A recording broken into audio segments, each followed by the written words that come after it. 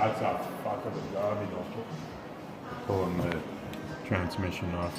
Yeah, you got to take it off to do that seal. Maybe it'll be a wet clutch then.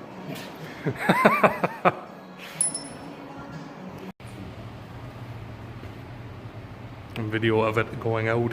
Down to its bare necessities.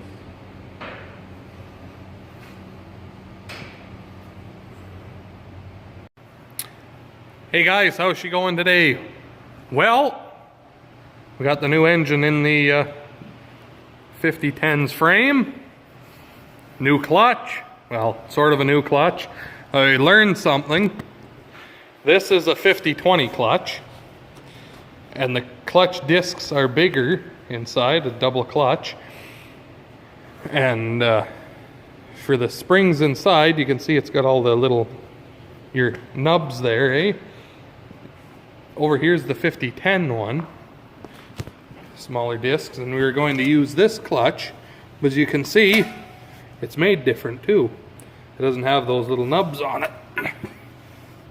They're on this side on these clutches, so that is something I didn't know, and now I do. So one more difference between 5010 and 5020 is the 5020's had bigger clutch discs, I guess, but as much as that matters, so we put the 5020 engine and clutch and everything in it, and got her all mounted up, and we took the fuel tank off and drained out the cruddy old fuel that was in the tank, and now we've got everything tore apart, and I'm vacuuming all the crud and debris out. I've did that side already, and now I got to do this side, down in there.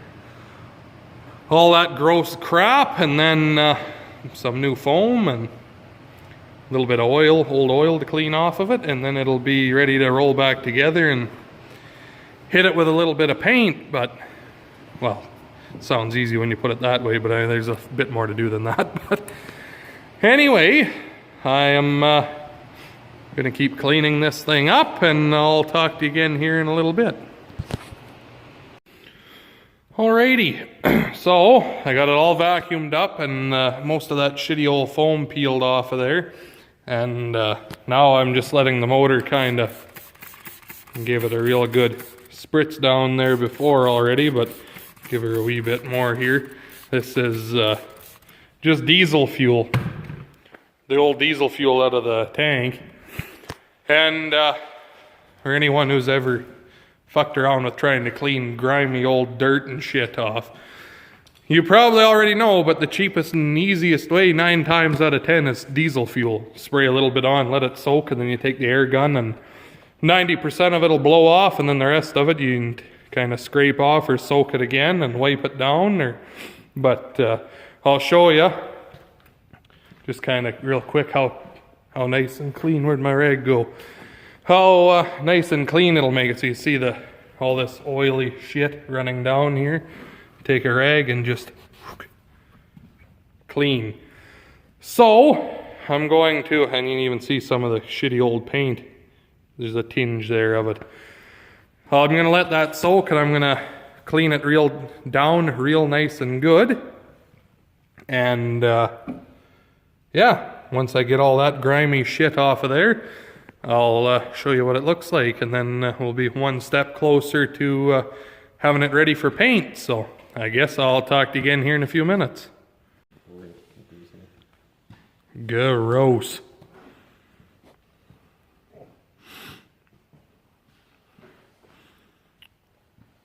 Not good, Twan. No, Antoine. Oh.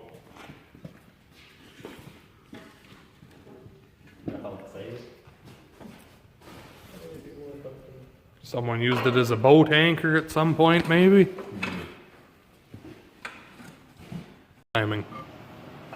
The last time they saw it, it was all together and we were washing it, and then everything went to hell, right, Twan? Yep. Drained the oil, bitchin' shade of milkshake, half water, opened it up. Things are pretty disgusting. Now sleeves are coming out, right? Right? Right. We'll watch you yank one out. Then I'll fill him in on all the gory details.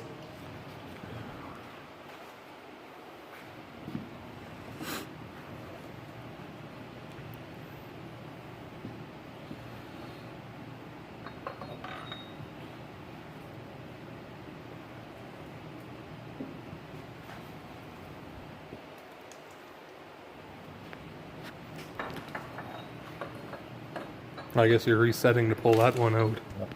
Can you lift this one out so we can look at what it looks like? Rust all over Or it's all rusty and gross. Have you seen in there looking? No, I haven't really looked. Oh, yeah. That looks really good in there. That's what you want to see when you look inside an engine. Right, Twan? Okay, anyway then. That's what everything looks like. Pretty fucking gross. So, things will be getting cleaned up. Because I don't have $18 bazillion to spend on totally new engine. So it's going to get main bearings and all new gaskets set. And then the pistons and everything look real good. The rings, like everything's in real good shape. They're just really dirty from idling for the last 40 years probably. Never being under a real load. They're all carboned up, so they'll clean them off, and then here's what the bearings look like. Some are a lot worse than others, but the crank looks real good yet, so we should get away with just giving it a clean and some new bearings. And then I bought this motor knowing that it had something wrong with it. Right? It was getting antifreeze in the oil. And on these motors, it's a wet sleeve. And they have an O-ring to keep your coolant out of your oil.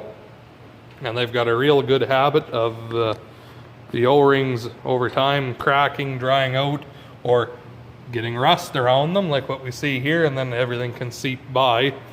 So I don't think it ran with antifreeze in the oil. I think it's from it sitting, and it all managed to leak past. I think that's a pretty good guess, Twan. That's the conclusion we've all come to. You're a man of few words.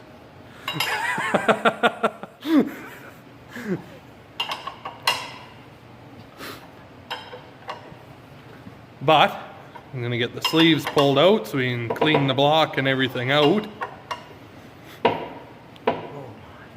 Stiff.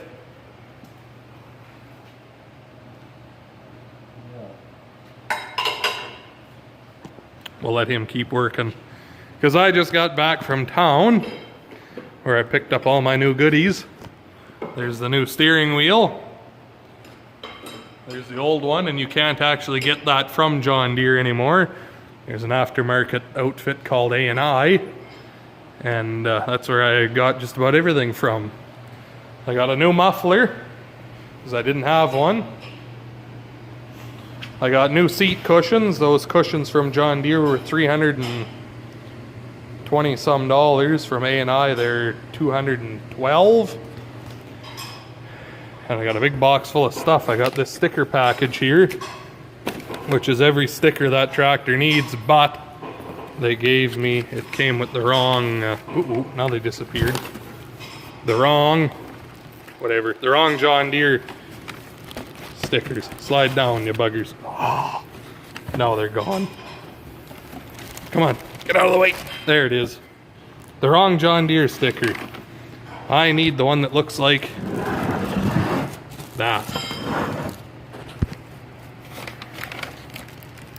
See the difference?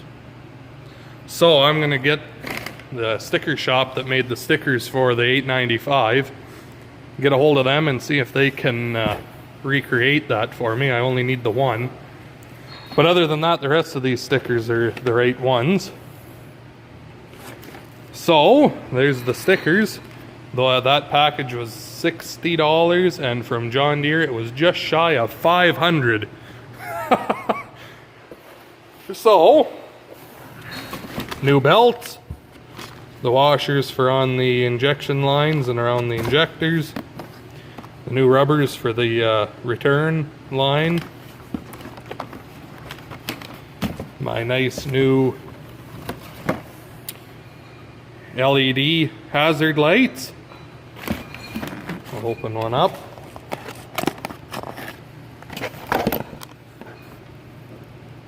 Give it a little bit of a newer, or a little bit of a different touch to it, I guess, instead of the old style lights. a little brighter and everything. And then here's the new pre-cleaner plastic, because this one's all baked in yellow. And then the screen for around it is probably the most rotten substance I've ever seen. It used to be metal, now it just turns into dust. So we're trying to make one out of window mesh.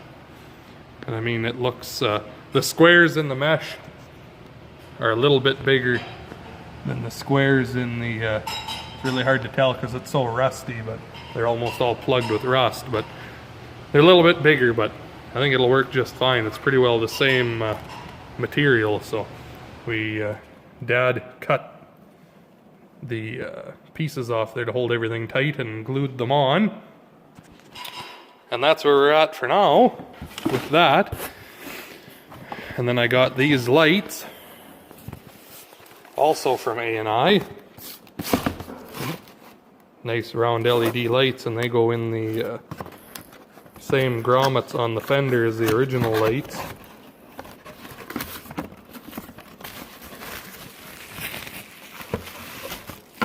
Except they're way brighter. It's the same lights as what's on the 4440, just a different brand.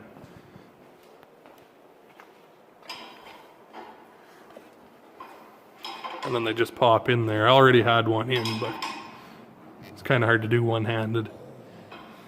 That was quite the noise you just made. What do you see? Or it doesn't move?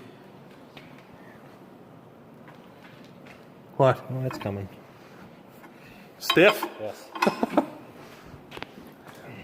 They got that other one out, I see.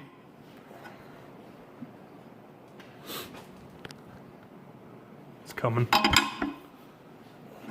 It's turning. Spinning. God damn it, eh? Anyway, we're gonna keep working on it to get these sleeves pulled out.